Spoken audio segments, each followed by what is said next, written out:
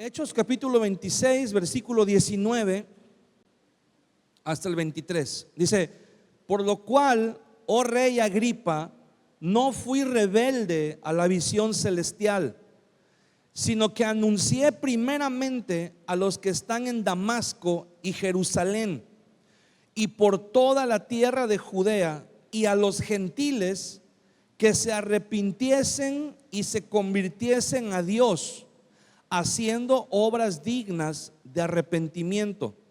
Por causa de esto, los judíos, prendiéndome en el templo, intentaron matarme, pero habiendo obtenido auxilio de Dios, persevero hasta el día de hoy, dando testimonio a pequeños y grandes, no diciendo nada fuera de las cosas que los profetas y Moisés dijeron que habían de suceder: que el Cristo había de padecer y ser el primero de la resurrección de los muertos, para anunciar luz al pueblo y a los gentiles. Cierra sus ojos conmigo un momento, vamos a orar. Padre, te damos gracias por este tiempo, Señor, que podemos estar en tu casa. Te pedimos, Señor, que el día de hoy podamos seguir gozándonos, podamos seguir recibiendo, Señor, por parte de tu Espíritu Santo, la enseñanza, la palabra que tú tienes para nosotros. Y no solamente eso, sino que podamos, Señor, ponerla por obra todos los días de nuestra vida. Te damos muchas gracias en el nombre de tu Hijo amado Jesús. Amén y amén. Este pasaje que leímos, bien podríamos decir que es un resumen de el ministerio del apóstol Pablo. El apóstol Pablo, como todos sabemos, el Señor lo llamó de una manera extraordinaria, ¿verdad? De una manera muy poderosa. Comenzó su ministerio, pasó por un proceso. Dios lo llamó, el Señor lo llamó como uno de sus apóstoles, y él desarrolló ese ministerio apostólico. Viajó por prácticamente todo el mundo conocido en ese entonces, y terminó su carrera, terminó su ministerio en la ciudad de Roma. Después de ahí de Roma, él estuvo, la Biblia ya no lo dice, la Biblia nos narra en el libro de Hechos la primera vez que Pablo llega a Roma. Cuando Pablo llega a Roma, llega en una especie de arresto domiciliario. Tenía total libertad, estaba en una casa que era rentada y que le permitían a Pablo recibir gente. O sea, Pablo se dedicó, hasta donde el libro de Hechos termina, nos dice que Pablo estaba viviendo en una casa y los hermanos venían a visitarle. Bueno, Pablo estuvo durante un tiempo en esa casa, más de un año, esperando la audiencia con el emperador. Cuando el emperador lo entrevista, el emperador encuentra que no hay ningún delito grave de que se le acuse a Pablo, y resuelve dejarlo en libertad. Y Pablo viaja, esto ya no lo dice la Biblia, nos lo dice la historia. Pablo viaja a algunos países, a España. Pablo habla en sus cartas de su intención de ir a España, y Pablo pasa algún tiempo, y en ese transcurso de ese tiempo las cosas cambian, la política cambia, y entonces Pablo es arrestado nuevamente, pero esta vez es puesto en una prisión romana y es encadenado y es tomado como un reo de muerte, como alguien que está esperando la sentencia de muerte. En la segunda audiencia, Pablo es condenado a muerte, y después de recibir esa condena es cuando Pablo le escribe a Timoteo y le dice: yo ya estoy listo para ser sacrificado, el tiempo de mi partida ha llegado. Dice: he acabado la carrera, he guardado la fe, por lo demás se me está guardada la corona de vida, la cual me dará el Señor juez justo, a mí y a todos los que estamos esperando su venida. Entonces el apóstol Pablo termina su carrera de esa forma, Pero aquí tenemos un resumen, o podríamos decir una síntesis de todo lo que fue su carrera. Al final de sus viajes misioneros, al final de sus 3 viajes misioneros, Pablo va a Jerusalén y llega y habla con los apóstoles que están en Jerusalén, con Jacobo, y eso sucede ya muchos años después.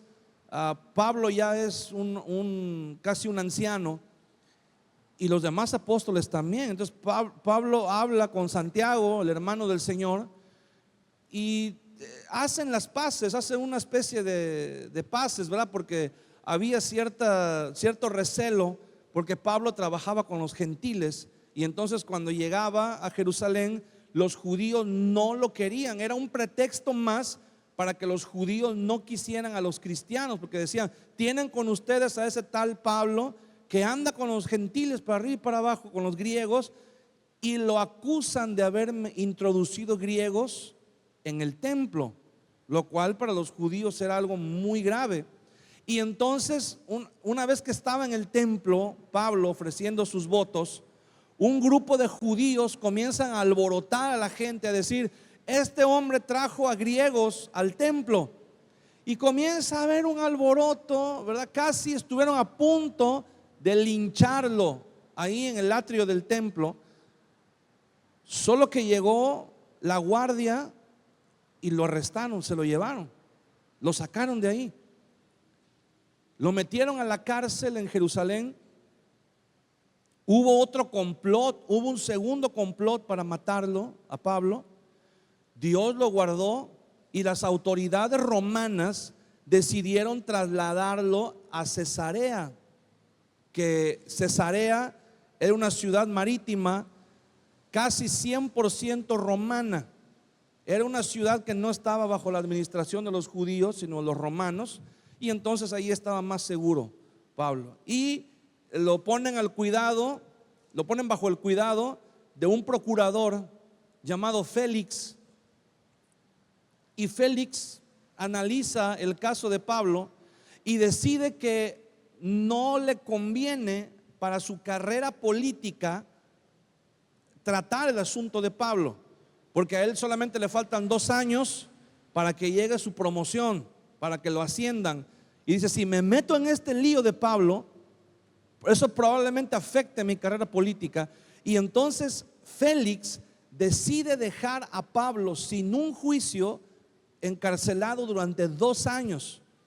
Cuando viene el cambio y llega el nuevo procurador, que se llamaba Festo, este procurador también revisa el caso de Pablo, pero decide que él no puede hacer nada por Pablo. Y entonces, en una visita del rey que estaba ahí, que era el gobernante, digámoslo así, oficial en el papel, aunque los romanos gobernaban, pero ante el pueblo para efectos prácticos, ¿verdad?, y ceremoniales, el rey Agripa, del que habla aquí Pablo cuando dice: por lo cual, oh rey Agripa, está hablando de un bisnieto del rey Herodes, que así se llamaba, Herodes Agripa.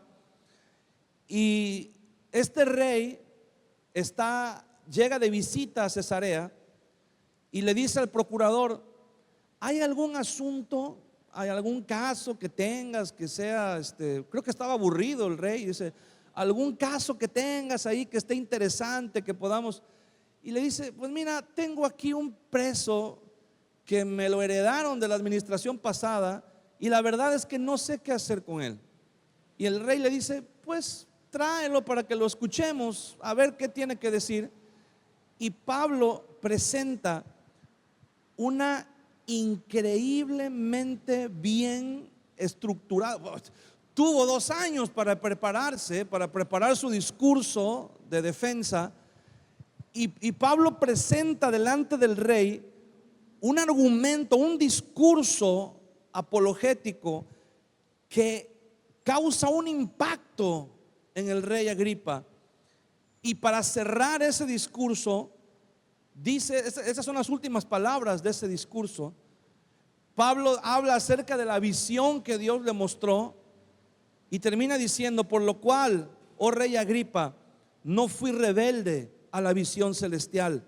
sino que anuncié primeramente a los que están en Damasco y Jerusalén y por toda la tierra de Judea y a los gentiles que se arrepintiesen y se convirtiesen a Dios, haciendo obras dignas de arrepentimiento.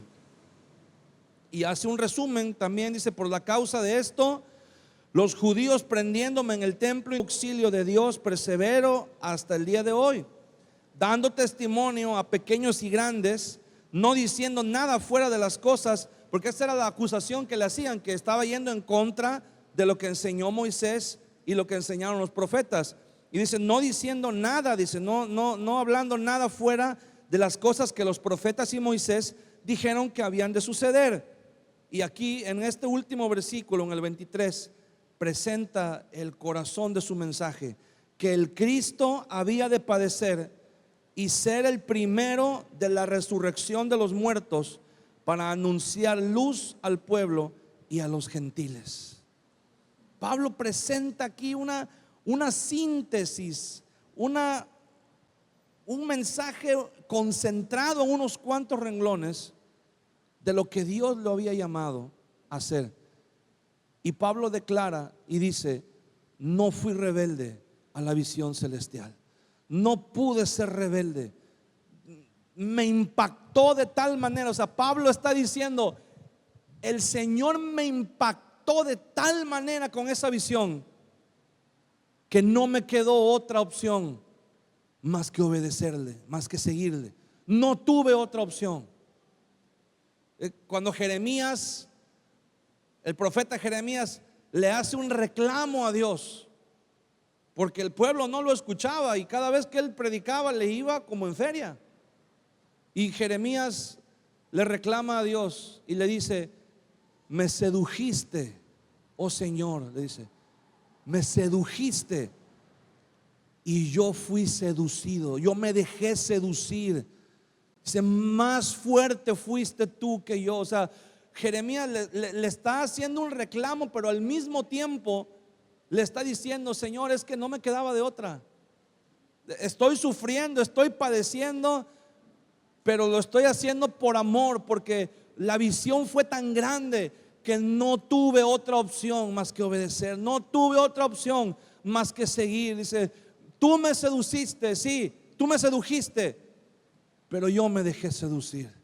Le dice Jeremías: no me quedaba de otra. Fue tan grande la visión, fue tan gloriosa la visión, que tuve que dejarme seducir, tuve que seguirte, Señor. No me quedó de otra, no tenía otra alternativa. Y Pablo dice lo mismo. Pablo tuvo una visión. Hablamos de la visión que él tuvo en el camino a Damasco, pero la visión no solamente es lo que él vio, no solamente es la voz que él escuchó, pero el Señor le mostró a Pablo los planes que él tenía para él. Cuando el Señor le habla a un hombre llamado Ananías, que vive en Damasco, le dice: Ananías, necesito que vayas a la casa, y le da la dirección. Dice: porque ahí hay un tal Saulo que desde hace 3 días está orando y está clamando. Dice: y en visión ha visto que tú vas, oras por él y recobra la vista. Y Ananías le dice al Señor: Señor, a ver, déjame ver si entiendo. ¿No es el mismo Saulo que viene para meternos en la cárcel, para perseguirnos? ¿No es el mismo Saulo que está haciendo estragos en la iglesia y del que nos estamos escondiendo? Probablemente Ananías estaba en la lista de nombres que Saulo llevaba para arrestar gente y meterlos a la cárcel. Y el Señor le dice a Ananías: sí, es él, pero no te preocupes. Le dice el Señor a Ananías: las cosas ya cambiaron, las cosas son diferentes. Y el Señor le dice a Ananías: ve, porque instrumento escogido me es este, y yo le voy a mostrar, dice el Señor, cuánto le es necesario padecer por causa de mi nombre. O sea, el Señor le dice a Ananías: yo tengo algo que mostrarle a Saulo. Le voy a mostrar todo lo que él va a padecer por causa de mi nombre. Le voy a enseñar lo que le espera con la misión que le he preparado. Y cuando Pablo recibe esa visión, Pablo le dice al rey Agripa, le dice: rey, no fui rebelde, no pude ser rebelde, no pude resistirme a la visión celestial. El término visión en esta porción de la escritura, la palabra original es opstasía, y es como, se refiere a algo que vemos, pero no lo podemos ver fijamente, solamente lo vemos así de pasada, de pasón, como dicen, ¿verdad? Solamente es como cuando volteas y te parece, no sé si alguna vez te ha pasado, que vas en la calle y de repente vas viendo el panorama, volteas, y cuando volteas dices: vi a fulano de tal, y volteas y ya no lo ves, ya no está. Y tú dices: yo estoy seguro que aquí estaba, yo estoy seguro, clarito lo vi, y vi que ahí estaba esta persona, pero volteas y ya no está. Eso significa una visión, algo que lo puedes ver por un instante, que no importa a cuánta gente tú le digas, le jures, nadie más lo va a ver. Tú lo viste, pero nadie más lo va a ver. Y por lo tanto, si tú le dices a una persona, vas en la calle y le dices: te prometo que volteé así rápido y te prometo que vi a fulano de tal, y la otra persona voltea y dice: estás loco, aquí no está. O sea, ¿cómo fulano de tal está en otro lado? Nunca estaría aquí, o es imposible, o mira, ¿dónde está? No se ve. ¿Y qué dicen? ¿Estás loco? Y uno dice: obviamente vi mal, obviamente fue producto de mi imaginación, ¿no? Pero estamos hablando de una visión en lo natural. Pero aquí el apóstol Pablo está hablando de una visión que viene de parte de Dios, y es exactamente lo mismo. Cuando Dios nos muestra una visión, es algo que Dios nos muestra en un instante. No lo puedes ver por mucho tiempo, no lo puedes contemplar por mucho tiempo. Las personas que están alrededor de ti no lo pueden ver. Solamente tú sabes que lo viste. Y esa visión produce una convicción en tu corazón. Y esa visión, que es lo que muchas personas llaman sueño. Cuando una persona dice: es que yo tengo un sueño de un día llegar a ser tal cosa, o llegar a tener tal cosa, o llegar a alcanzar algún logro, alguna meta. Yo tengo ese sueño. Y de repente alguien dice: estás loco, eso es imposible, ¿no? Estaba escuchando el testimonio de un cineasta que se llama, si mal no recuerdo el nombre, se llama Carlos Morat o Moret, algo así. Y dice que cuando él era niño y le preguntaban qué quería hacer cuando fuera grande, y él decía: yo quiero ser cineasta, yo quiero hacer películas y quiero trabajar con actores de Hollywood, quiero trabajar con Arnold Schwarzenegger y con ese tipo de actores en Hollywood. Y él era pobre, su familia era pobre, y todos los que escuchaban le decían: estás loco, eso no es posible, eso no va con tu realidad, no vas a poder, no lo vas a lograr. Y él trabajó, luchó por sus sueños, se fue. Él dice en su testimonio que él sabía que aquí no lo iba a lograr, y entonces él luchó y logró irse del país, logró irse al extranjero.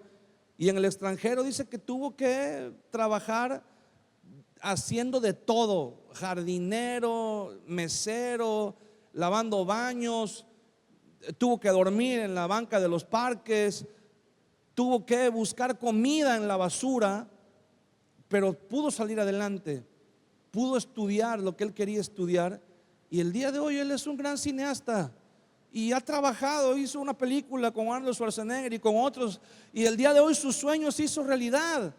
Pero cuando él dice, cuando yo volteo hacia atrás y veo en mi infancia, cuando yo decía lo que quería hacer y la gente alrededor me decía que estaban locos, ellos tenían razón, era una locura.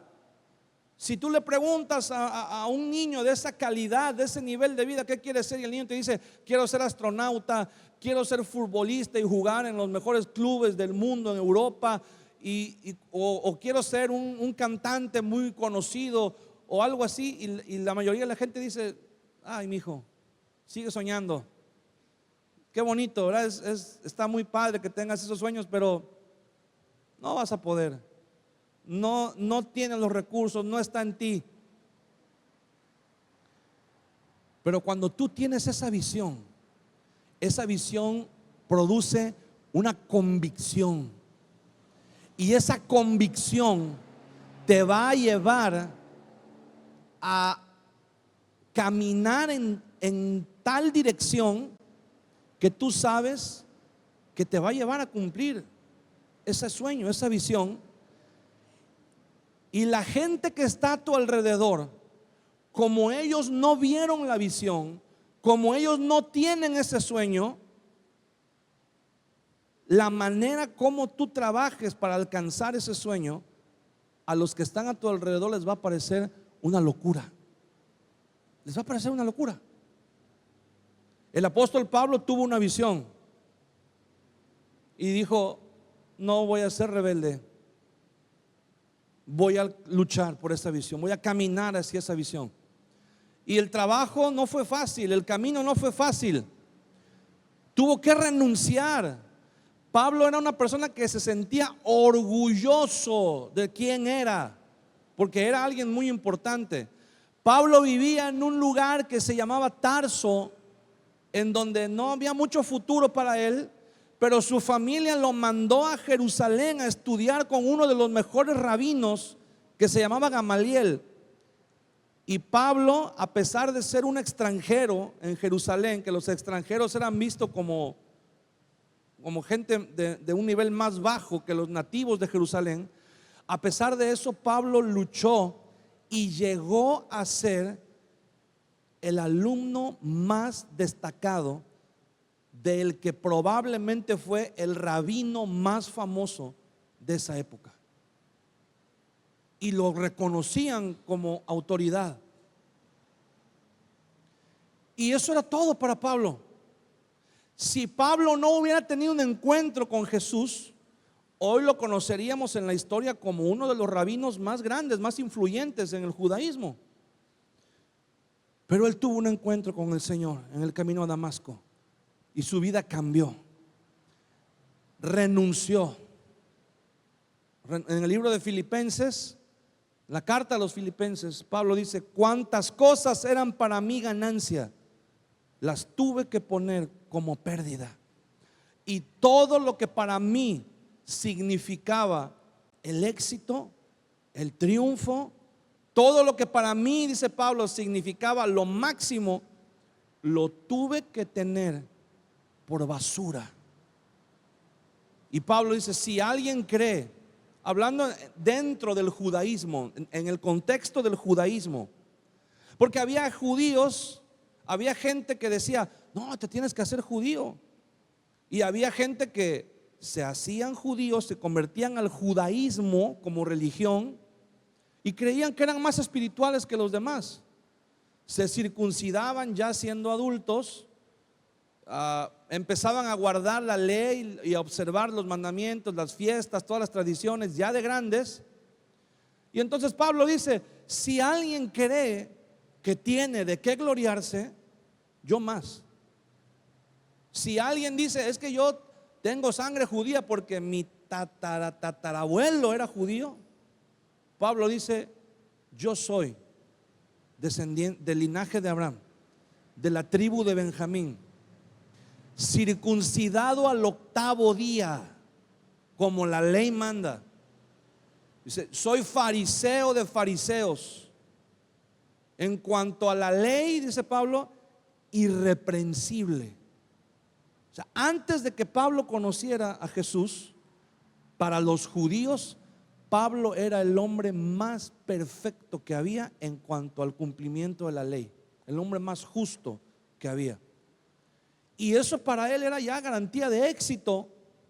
Pero Pablo dice, pero cuántas cosas eran para mí ganancia, hoy las tengo en estima como si fueran basura. Y todo lo que para mí era sinónimo de éxito, lo he hecho a un lado, dice Pablo, con tal de alcanzar a Cristo, con tal de agradarle a mi Señor, con tal, por si en alguna manera, dice Pablo, logro alcanzar. O sea, Pablo estaba en un tormento donde él mismo se afligía diciendo, híjole, lo he dejado todo. ¿Qué podríamos decir de Pablo, hermano? Pablo, el apóstol de los gentiles. ¿Habrá en toda la historia del cristianismo alguien, hablando humanamente, ¿verdad?, mayor que Pablo? Ninguno de los teólogos, ni padres de la iglesia, ni teólogos, historiadores, ni los reformadores, ni en ninguna época de la iglesia ha habido alguien lo suficientemente loco como para decir, yo soy mayor que Pablo. Nadie. Y sin embargo, el mismo Pablo dice, todo lo que para mí era ganancia, hoy lo tengo como basura. Dice, y prosigo a la meta, al premio del supremo llamamiento de Dios en Cristo Jesús. Dice, y estoy luchando, dice Pablo, para ver si acaso logro alcanzar aquello para lo cual fui alcanzado por el Señor. O sea, Pablo mismo decía, yo todavía no llego, yo todavía no alcanzo, yo todavía no lleno la medida que el Señor. Y cuando yo leo eso digo, ay Dios mío, si Pablo sentía que todavía no, que ¿en dónde quedo yo? ¿En dónde estoy yo? ¿Verdad? Si imagínate, cuando de repente estemos allá en el tribunal de Cristo y el Señor llame y diga, que pase el apóstol Pablo, y comiencen a entregarle. Esa va a ser una ceremonia más grande que los Óscares. Cuando comiencen a decirle, mira Pablo, por tu predicación se convirtieron tantos millones de personas, y en las tantas iglesias que tú plantaste se multiplicaron y crecieron tanto, y alcanzaste tanta gente en tantos países, tantos continentes, y trabajaste esto, y le entreguen a Pablo todos los galardones, y Pablo salga de ahí con un tráiler de, no sé, de 5 cajas ahí jalando, y los traiga todos Pablo y los ponga a los pies de Cristo. Y que después de eso digan, que pase Daniel Medina. ¿Qué va a suceder ahí, verdad? Cuando, a ver, vamos a revisar la lista. Muchacho. Y yo voy a salir de ahí con de esos carritos de los niños jalaban así con un hilito, ¿verdad? Señor, porque nos falta mucho, pero algo tenemos que hacer.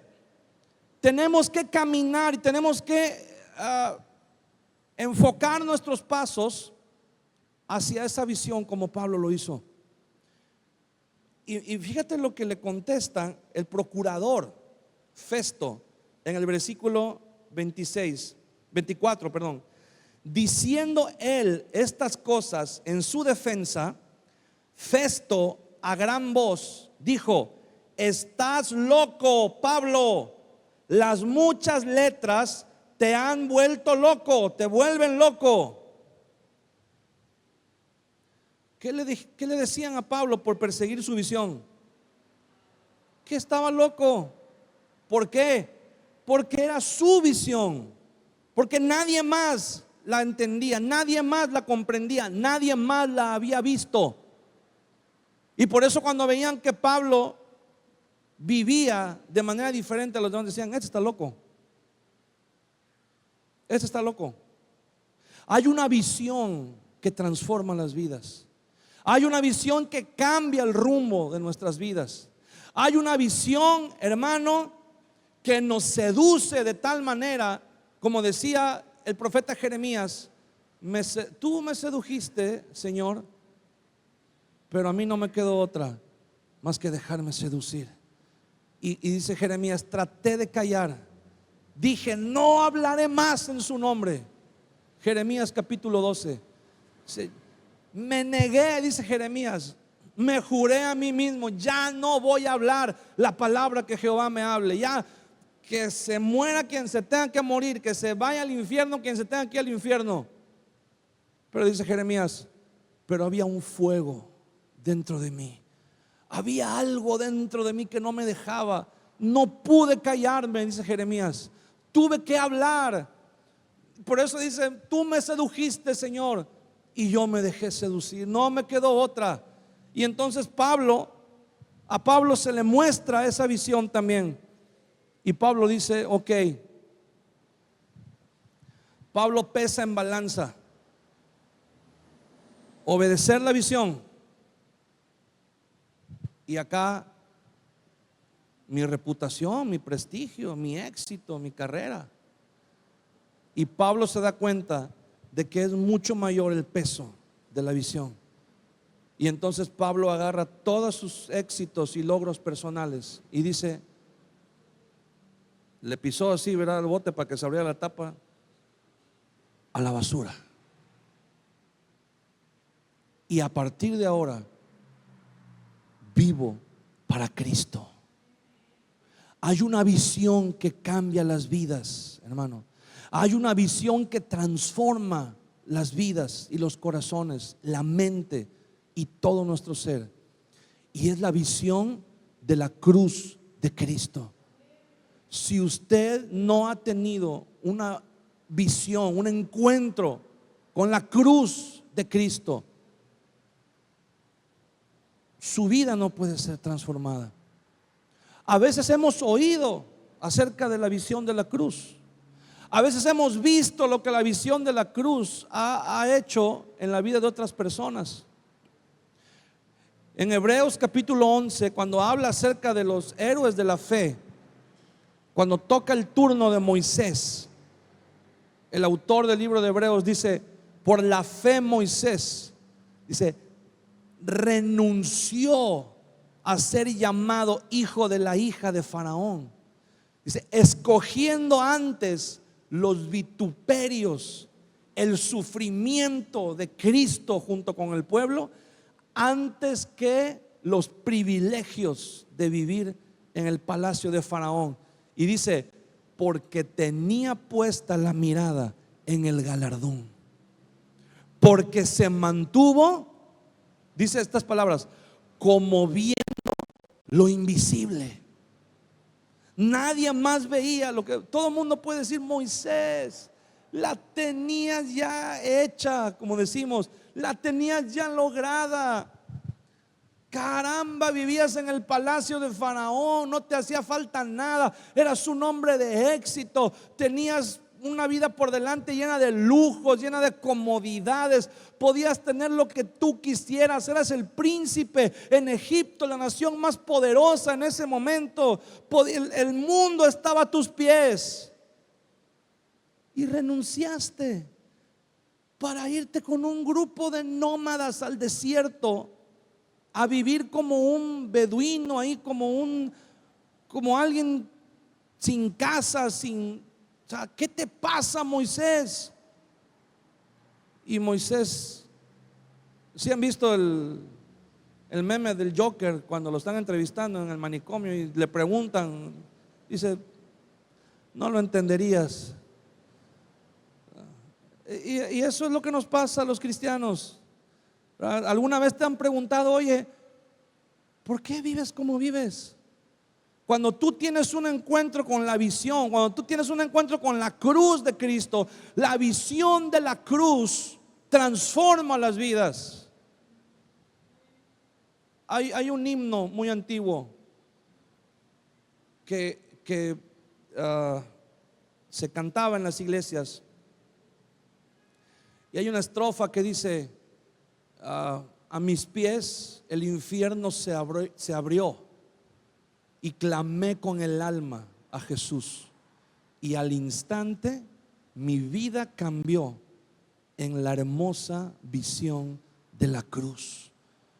La visión de la cruz transforma las vidas. Cuando tú tienes un encuentro con la cruz de Cristo, cuando tú entiendes lo que Jesús hizo por ti en la cruz, tienes que pesar, tienes que sopesar como Pablo en la balanza y decir: aquí está la cruz de Cristo y aquí están mis éxitos personales y aquí está lo que yo quiero para mí, para mi vida.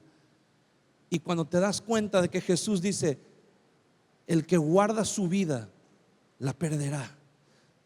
Hermano, tu vida, mi vida, no la podemos guardar. Lo que Jesús está haciendo es hablando con sarcasmo. Dice: el que guarde su vida, el que quiera guardar su vida. Hermano, ¿alguna vez has intentado retener agua así en tus manos? No importa cuánto aprietes los dedos, no importa cuánto quieras mantenerla, se te termina escurriendo entre los dedos. Así es nuestra vida. Dice Jesús: el que quiera guardar su vida, invariablemente la va a terminar perdiendo. Dice: pero el que pierda su vida por causa de mí, para vida eterna la guarda. ¿Tú quieres vivir tu vida para ti? ¿Quieres disfrutar lo que el mundo te ofrece? ¿Quieres experimentar? ¿Quieres vivir la vida loca? ¿Quieres, como decimos aquí, ¿verdad?, darle vuelo a la hilacha? Puedes hacerlo y puedes disfrutarlo, pero ¿cuánto te puede durar tu vida? Supongamos, en un caso, en el mejor de los casos, que nunca te enfermas, nunca tienes un accidente, nunca pasa nada y logras vivir y ser alguien muy longevo. ¿Cuánto crees que puedes vivir? ¿100 años? Por ahí. Y hasta ahí se acabó. Eso es todo lo que vas a tener. Pero si tú decides negarte a ti mismo y vivir para Jesús, Jesús dice: hay una eternidad. Hay una eternidad. Cuando tú decides vivir para, ¿qué es tomar tu cruz? ¿Qué es negarte a ti mismo y vivir para Cristo? Cuando tú dices: Señor, todo lo que tengo, mi tiempo, mis fuerzas, mis recursos, mi profesión, mi casa, todo lo que tú me has dado, Señor, lo voy a usar para servirte. De alguna manera lo voy a usar para servirte. En la medida en que yo pueda, lo voy a usar para servirte. Y te voy a poner a ti en primer lugar, antes que todas las cosas. Y antes de decidir vivir para ti, por supuesto, mira, Dios no nos llamó a que seamos una especie de mártir, que vivamos toda la vida llorando y en sufrimiento. Por supuesto que podemos disfrutar cosas en este mundo que Dios puso para que las disfrutemos. Por supuesto que puedes tener una casa grande, cómoda, un carro, ¿verdad? Cuando trabajas para lograr tus metas, puedes hacerlo. No es pecado. Cuando tú disfrutas con tu familia, de tu casa, de tus pertenencias, cuando tú te vas de vacaciones con tu familia y disfrutas lo que es tuyo, lo que tú trabajaste, eso es una gran bendición. Pero cuando tú dices: Señor, me has bendecido tanto y no quiero ser egoísta con lo que tú me has dado, quiero también invertir de mi vida en tu reino, en tu evangelio. Y cuando comienzas a dar de tus fuerzas, de tu tiempo, de tus recursos, de tus finanzas, cuando pones lo que tienes, lo que eres al servicio del Señor, y tú dices, cuando tú dices: bueno, trabajé toda la semana, bien me merezco el domingo levantarme a las 1 de la tarde, 2 de la tarde y quedarme todo el día ahí en mi casa y ver la tele y disfrutar, ¿verdad? Y me lo merezco porque he trabajado toda la semana. Pero tú dices, pero hoy es el día del Señor. Dios sabe que es el único día que tengo para descansar, pero quiero agradarle a Dios. Y haces un esfuerzo y vienes a la iglesia. Cuando tú dices, mira, estoy batallando un poco con las finanzas, ¿verdad? Pero quiero agradar a Dios, quiero obedecer a Dios. Voy a traer mi diezmo, voy a traer una ofrenda.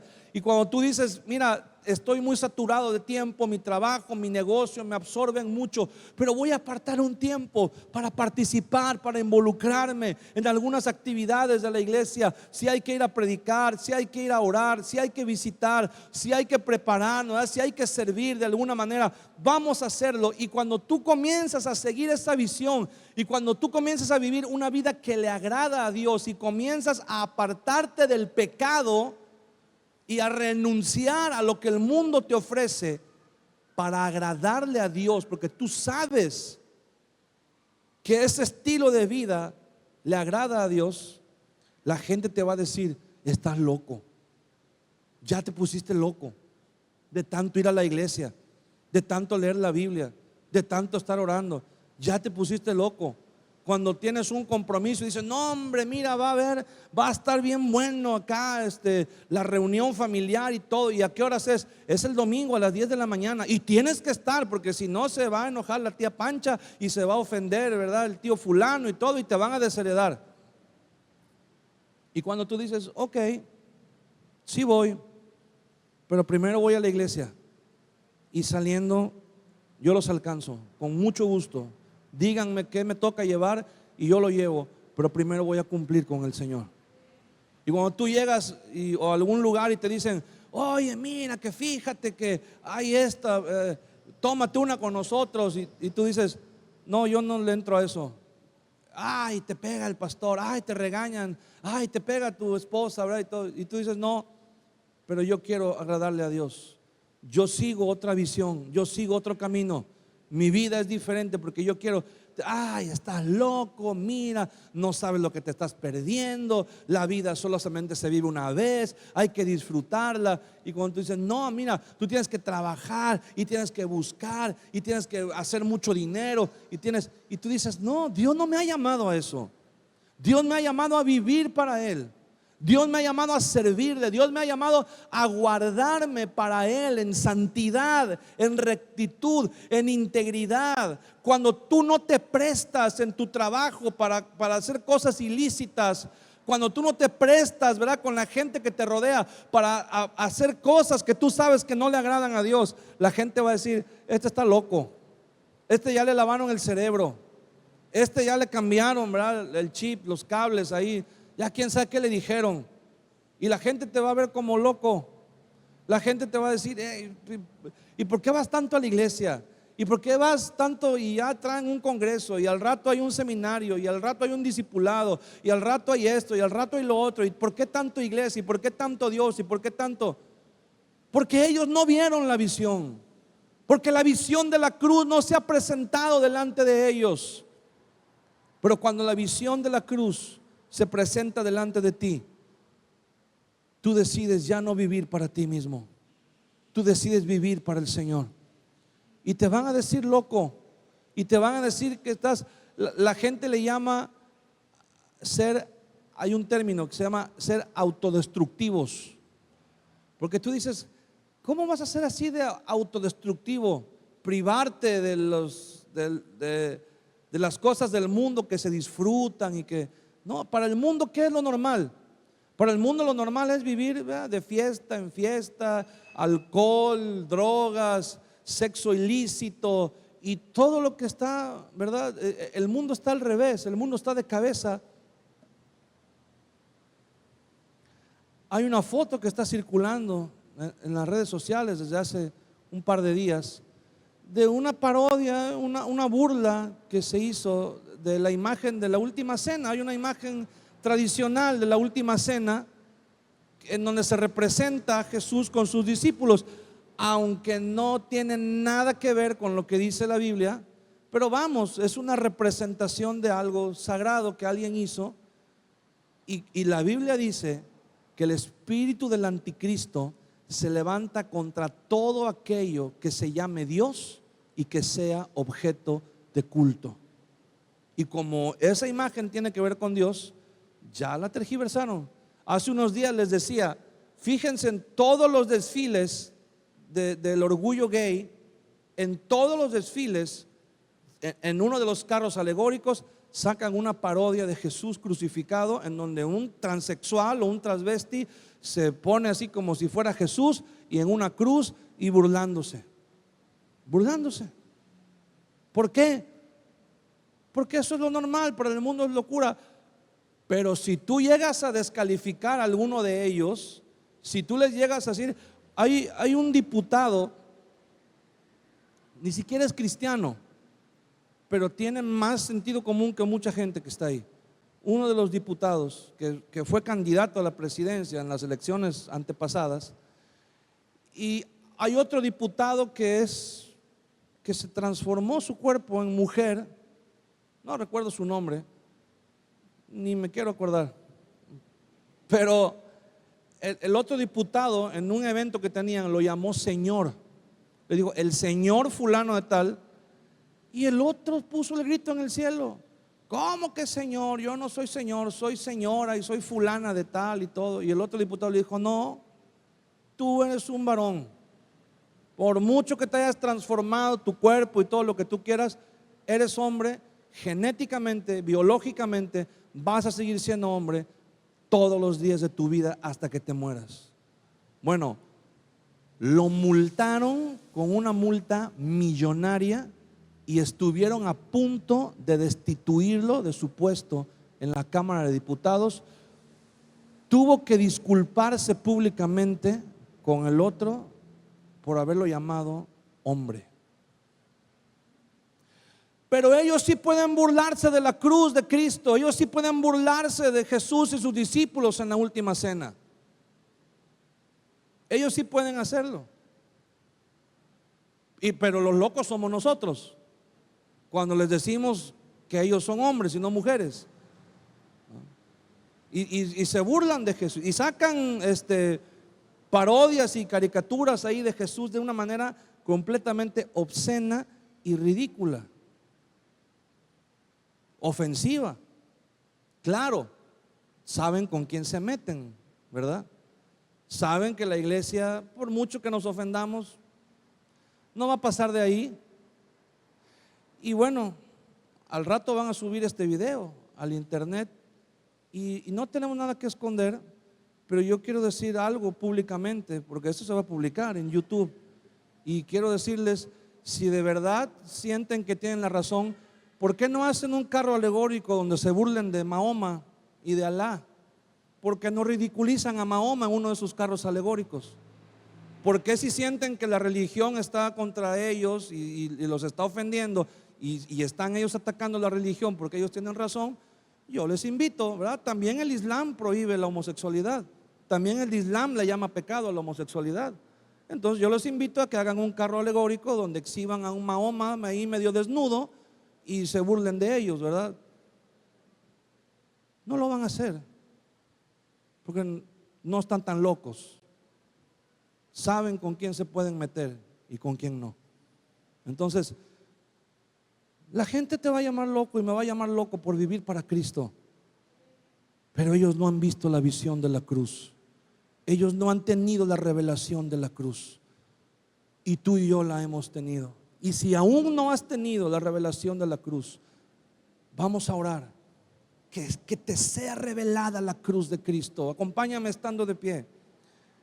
Que te sea revelada la cruz de Cristo, que te sea revelada la obra redentora de Jesús en la cruz.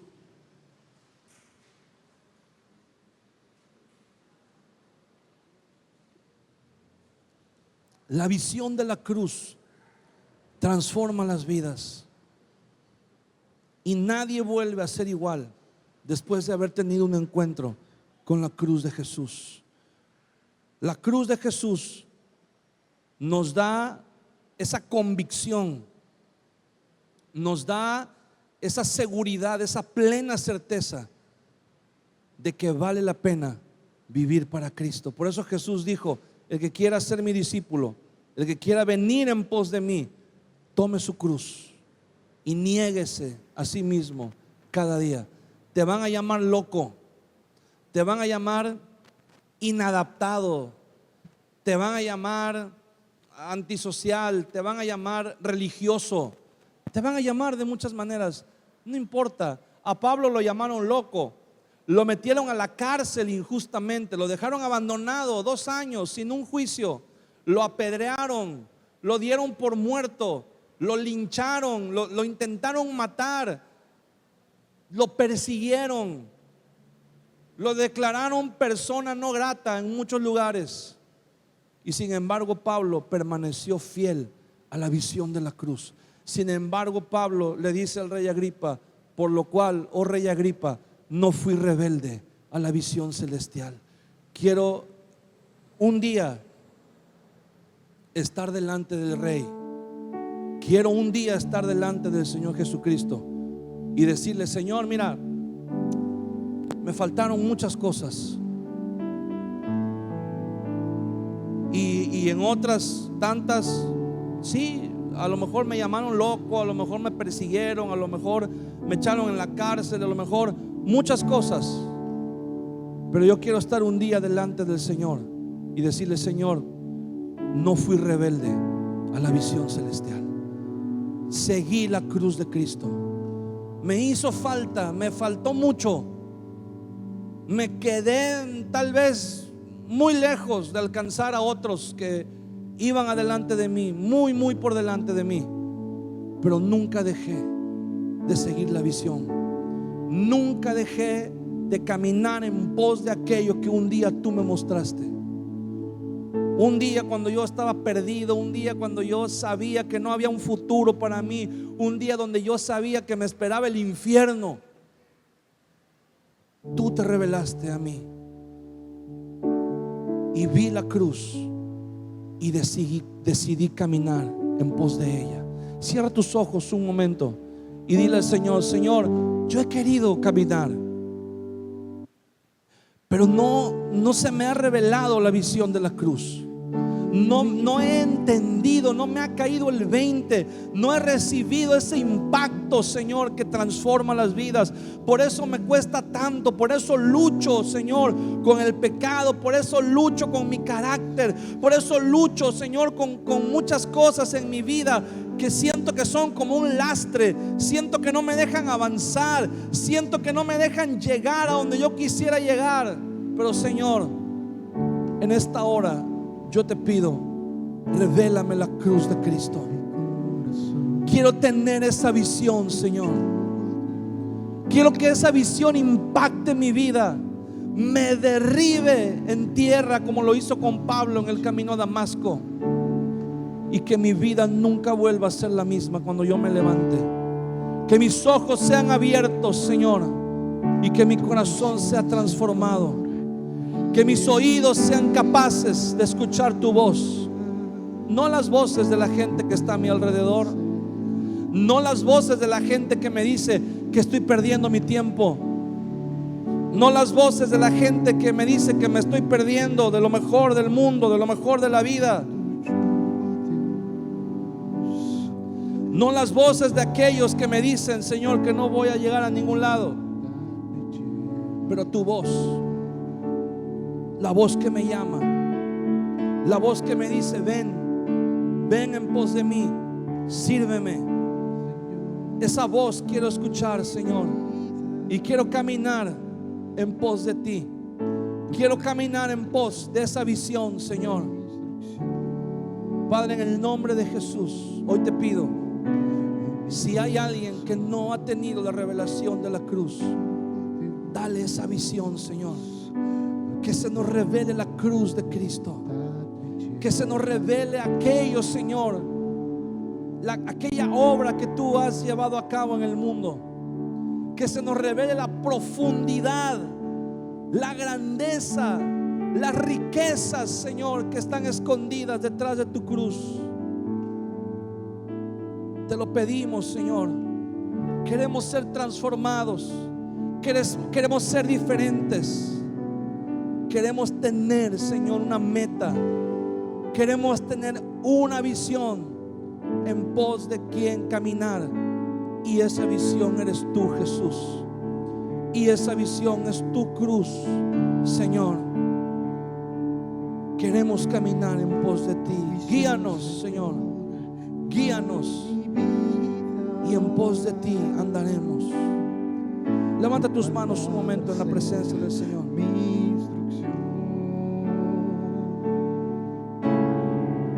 En mi corazón, bajo tu yugo, Dios,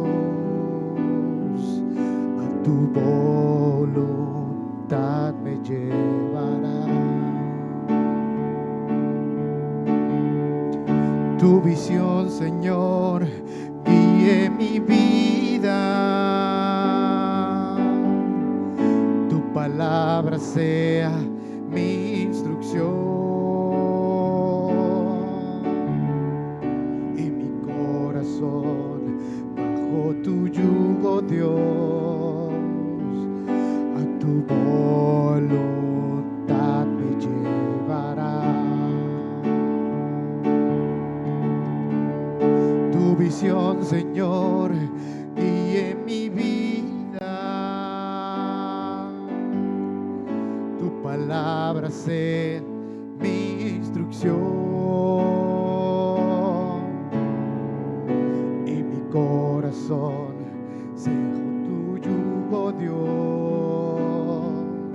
A tu voluntad me llevará. Señor, en esta tarde estamos delante de tu presencia, Dios. Hoy te pedimos, Padre, en el nombre de Jesús, danos esa visión. Danos la visión celestial. Danos la visión de la cruz, Señor, para que nuestras vidas sean transformadas, para que nuestras vidas dejen, Señor, de ser vidas ordinarias y se conviertan en vidas extraordinarias, para que dejemos de mirar en nuestro interior y vivir para nosotros mismos y comencemos a ver, Señor, como Moisés veía lo invisible, como Moisés tenía puestos los ojos en el galardón.